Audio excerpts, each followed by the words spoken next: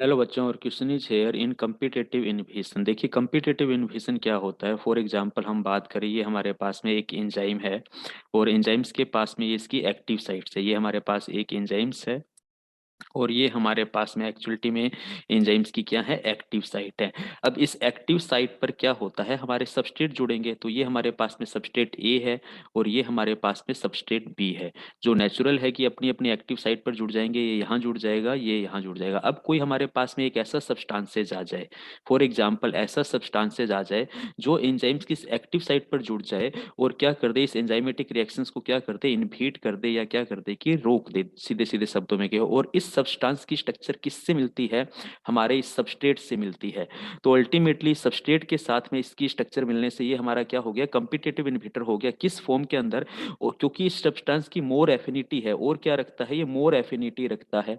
किससे मोर एफिनिटी रखता है, इस सबस्ट्रेट से। तो ये सबस्ट्रेट को यहाँ से क्या कर देगा, रिप्लेस कर देगा और खुद यहाँ पर क्या हो जाएगा, जुड़ जाएगा।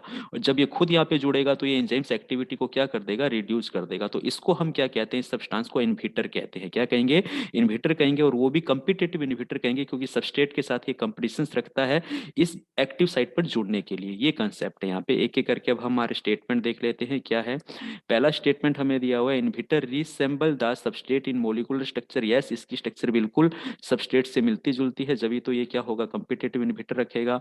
Competition between the substrate and inhibitor to occupy the active sites. Yes, इस एक्टिव साइट पर जुड़ने के लिए इनके अंदर कंपटीशन होगा और एफिनिटी मोर किसकी होगी, इस सब्सटेंस की, तो ये जुड़ जाएगा और एंजाइमेटिक रिएक्शन स्टॉप हो जाएगी। ये स्टेटमेंट भी सही है। Binding of the inhibitor to the activate sites decline the enzymatic action. Enzymatic action already कहा रिड्यूस हो जाएगा, इसीलिए तो हम इन्फिशन वर्ड्स यूज करते हैं। तो ये स्टेटमेंट भी सही है।